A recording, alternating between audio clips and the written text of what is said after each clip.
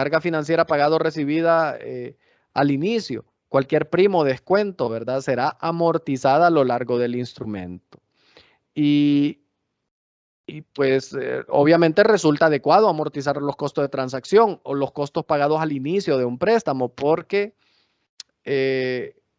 analícenlo ustedes contablemente. Si a mí el banco me cobra una comisión de desembolso o costos, a veces le llaman gastos de cierre, donde me cobran comisión por desembolso o una comisión honorarios por escrituración del préstamo, y yo registro eso como costo en el día 1, o sea, cuando me están otorgando el crédito, realmente estoy castigando ese ejercicio, ese periodo. Imagínense un crédito en 5 años y yo registro ese costo de transacción el día 1, estoy castigando el ejercicio 1. Pero esta metodología, en síntesis, lo que nos invita, lo que nos propone es que yo distribuya a lo largo de la vida del préstamo ese costo financiero, ¿sí? Partiendo desde el día 1 hasta el día, pues, 600 sería, ¿no? O sea, bueno, no 600 aquí, 60 meses serían, o los 5 años, los días que sean, ¿no?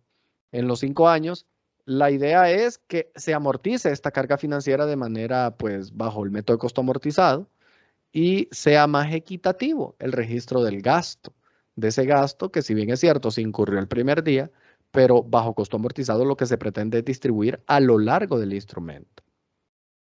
¿Qué son costos de transacción? Esto es una de las cosas más importantes de este tema, como para entender, porque es donde quizás las personas les cuesta un poco más. Son costos incrementales, como lo decía anteriormente, ¿verdad? Que normalmente se atribuyen por la compra, la emisión, la venta del activo o pasivo financiero. En este caso estamos hablando de un pasivo financiero, que es un préstamo por pagar, ¿no? Eh, un costo incremental se habría evitado si no se hubiera adquirido el préstamo, ¿no? Y fíjense que esto tiene una regla y unas excepciones. Normalmente dice que los costos incrementales o los costos de transacción o los que van a ser considerados como costo de transacción de acuerdo a esta sección serán normalmente los honorarios, comisiones pagadas a los agentes, a veces se le paga a los empleados que actúan como agentes, o sea, que colocaron el crédito, ¿verdad? Asesores, comisionistas intermediarios, inclusive tasas establecidas por agencias si existiesen, bolsa de valores, cualquier impuesto o transferencia u otros derechos que no sean reembolsables y que sean directamente relacionados con el préstamo. En Honduras, lo que más mira uno por ahí es gastos por comisión, gastos por honorario, esos son los más comunes, son los que yo he visto, ¿verdad? Luego, hace una... ¿Por qué? Porque todos estos costos, si se fijan, son directamente relacionados. Pero fíjese que en el último párrafo de esta sección, si se fijan, hace una especie de aclaración acerca de que los costos de transacción no incluyen primas o descuentos sobre la deuda o costos internos de administración. No sé si ustedes se han fijado, hay que tener mucho cuidado, que los costos de administración o de papelería muchas veces los cobran al momento de otorgar un crédito.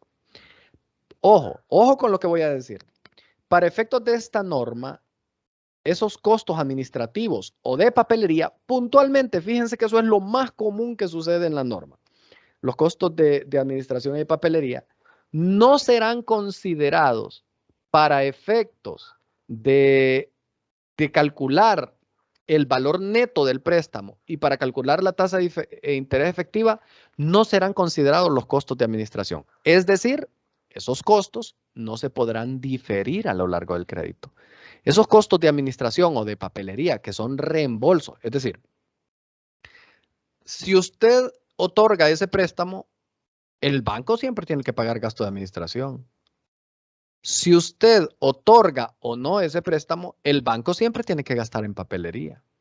Entonces, por eso es que esos costos son excluidos de los costos de transacción. Si bien es cierto, son costos que el banco quiere recuperar o la financiera o quien esté prestando. Pero bajo la lupa de las NIF, y esto también aplica para las NIF full, en los instrumentos financieros, sección 9, excluye estos costos. Es decir, son transacciones que se dan en la operatividad, pero la norma le dice, momento, al momento de calcular usted su tasa de interés efectiva, excluya esos costos. Eso sí, llévelo a resultado. Es lo único que usted puede llevar a resultado. El resto, como honorarios, comisiones y todas esas cuestiones, usted las puede amortizar mediante la tasa de interés efectiva. Miren qué interesante. ¿Por qué? Porque para una empresa es mejor utilizar un escudo fiscal a lo largo de la vida del instrumento, porque eso le va a generar, pues, además financieramente hablando, no es lo mismo castigar un resultado de un año que una transacción amortizarla en 5 años. Por supuesto que es mejor amortizarla financieramente hablando, eso me va a generar unos mejores resultados y es lo lógico, ¿no? Si yo tengo un préstamo por 5 años, lo ideal es distribuir la carga financiera en esos 5 años.